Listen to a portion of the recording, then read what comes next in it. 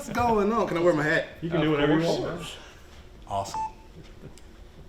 Well, Coach, a little different personnel group this year for you. What do you think about your new guys? I think we got some guys that can play. We got a good problem on our hands. We got a lot of guys who deserve to see some playing time. And so this camp will be good. It'll be good. They get to push each other. Iron sharpens iron. So we got a room full of guys who can compete, multiple spots that are open. So this will be good. Get them to go in, compete, come out, and figure out the best places to put our guys so we have the most chance for success. Chad, when Levy got here, you and him went straight to work and high school recruiting and transfer portal, and you guys weren't content with what you had. What was kind of the priority in the off season when you were recruiting, Kelly and Kevin and, even those high school guys that you went after? Replace the production that walked out of the building. I mean, you lose Tulu, Xavier, and J-Rock. You lose a lot of production, right? So we just got to find guys that can do what they do at a similar or higher level. And I think we did a good job of it. Again, we got some young guys who are going to surprise a lot of people. On the field, Kelly seems to have that kind of an alpha dog mentality. What has he brought to your room, maybe on and off the field?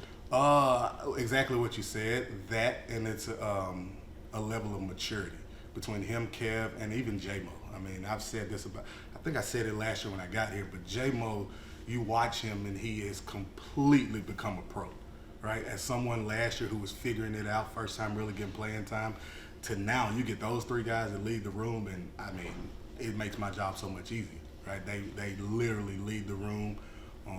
They make sure guys are where they're supposed to be, and I think that's why we're going to have success, because we're doing it the right way now. Speaking of those young guys, what have you seen from Stonka so far? Stonka's a football player. He's a dang good football player. He is one that no matter where you put him, he's going to make an impact, right? He may be outside, he may be inside, he may be on special. Shoot, he could be a safety, right? He's just a football player. He's come in, and as you see him, you'll see him, and his body's completely changed, right? He's lost some of that baby fat, so he looks like a grown man now, and he's getting more comfortable, and every day you see him, he's getting more and more mature. Him and J-Mo are hip to hip, right? So they got good guys to learn from, so we're in a good spot. It's kind of crazy. This football program hasn't had a wide receiver drafted since '95, I think. What's your confidence level that this offense is going to get you guys over that hump, and maybe even in the room that you got right now? Yeah, really confident. If we do what we're supposed to do, that should change here really soon. I actually texted Coach Leb last year on draft day, like, this is the last year we won't have a receiver drafted. So I take that personal, right? I mean it, and I think it'll change here very soon. You were part of the transition yourself when you came here as a freshman. Now it seems like the receiver room in so many ways, whether it's the offensive style, the personnel, the mix and match, is almost a fresh start here. How do you get those guys in that transition and start them in the right direction? Again, it starts with the leadership in the room, right? I mean, you have guys, they've been off the last couple of days. J-Mo, Snarker, Craver, a couple of the guys that were in town were here running routes with the quarterbacks yesterday, right? That's not something we told them to do. That's something that the leaders of the team put together and made sure that those guys were here, right? So they have us going in the right direction. Obviously, Coach Leb comes in, and the standard is the standard, right? But when the leaders of the room buy into it, then it's so much easier for the young guys to fall in line, and they've done it. What's the rotation look like in this offense? Is it you like to have a pretty deep group that you're moving in and out, especially with the speed that you work? Or yeah, I like to, just because, like you said, we're gonna play, try to get a lot of snaps in, and you want those guys as fresh as you can have them, right? But also at the same time, we got a lot of guys who can play, right? So if guys deserve to be on the field, I'm gonna do everything I can to make sure they get those reps they've earned. When you think back a long time ago to when you were a freshman, don't say it like that long. you knew you coming in. You were going to play immediately. Right. How much of that can you take to your room and say, look, this is what I went through, and this is how you have to do it? A lot. Just because I think no matter how that year turned out, there was no way I should have played as a true freshman. But it was by necessity. We had to. I think we played all of our freshman receivers. So now we're in the spot where you may not have to, right? But again, some of those guys who are ready, we won't hold them back, right? We're gonna let them go. But also take that as an advantage. I give everybody this story every year, no matter where I am. Nico Whitley redshirted, right? As a freshman, his redshirt freshman year, he bypassed the guy who played as a true freshman, right? So when you're redshirting, if you go in against the first offense, first defense, if you don't come out of that situation better, then you didn't handle your business, right? So there's pros in it as well. But yeah, I think it's just a matter of making sure those guys are ready before we put them out on the You field. mentioned Stonka and some of these other freshman receivers coming in the spring, getting those reps. How big was that to just get springboard? Huge. That was huge. The speed of playing at the college level, and also just this offense is different, right? The terminology is different. The splits are a little different. So the more reps you can get into it, the better off you are.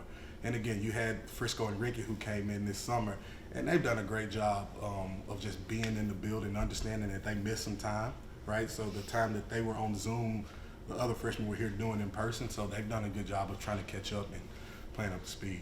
JJ was a guy that was somewhat limited in the spring. What have you seen from him so far, and what are your expectations this year for him? JJ is, first of all, really, really, really proud of him, just how he carries himself. JJ came in as like a grown man, right? Obviously, he had a couple injuries that couldn't go full speed all spring, but the way he carries himself, he lives in the training room. I'd be willing to bet he's down there right now. But he's going to do everything he can to make sure he's getting back because it's important to him. He wants to be good, so he's going to work to make sure he gets there. Speaking of your, going back to your freshman year, I mean, you were part of a big change in the program, and you could kind of feel that positive momentum early. Do you get some of those similar vibes with Coach Levy and the way that things are being run right now, or Absolutely. does it feel different? I mean, It feels very, very similar. Young, energetic, offensive-minded head coach. I mean, it's exactly what I walked into as a player. And then you walk into the building and it doesn't feel like work. Everybody's bought in. He stands up in front of this room and you can tell he's got everybody's attention, right? And we believe in him, and everything he's done is, he'll say it himself, the greatest predictor of the future is the past. Everything he's done everywhere he's been has been successful, right?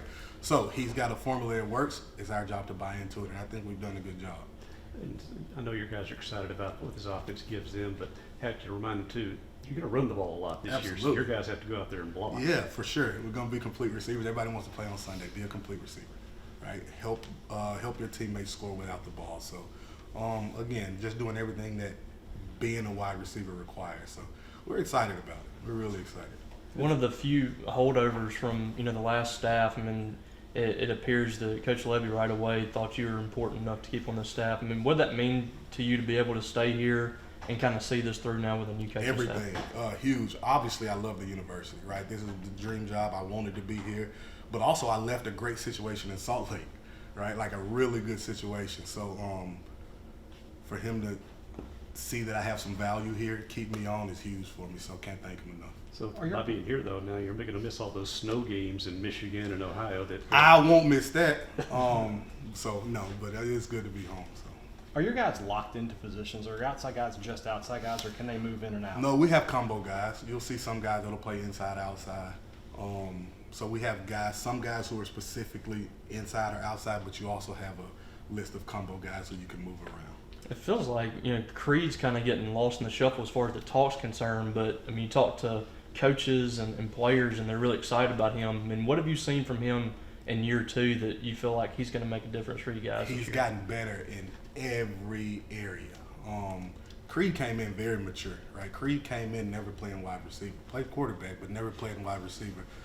So every rep that he gets as a wide receiver, he's just getting better. He came in very, very mature, comes from a football family, and he's only taking steps forward. That conversation will change, right? There's other names that are being talked about right now, but don't forget about Creed. Creed can play, can really play, and he'll be successful. He'll have a lot of success. And he's one of those combo guys who you can move inside, move outside, put him in the back. I mean, he's a quarterback. He can return punts. I tell Creed all the time, he's one of God's favorites, right? He's just chosen. The kid is really good at whatever he does. Doesn't matter what it is, so he's going to have some success. Steve asked about JJ. What did it mean to you to have him, when all the coaching transition stuff was taking place, he really kind of held the recruiting class together, Mississippi State, some of the other guys? Huge. Love JJ. I mean, but that's who he is, right? He is a true Mississippi State guy. He has a lot of pride in being from this state. And he told me once he committed, he said, I'm not doing this again, right? I'm not decommitting, so let's build this class the best way we can. And he had a big hand in that, right? He did a good job of keeping everybody together. We were on the phone, and he's just calling guys, so he was huge in helping in that. couple more for Coach. Thanks, Coach. Thank you. Absolutely.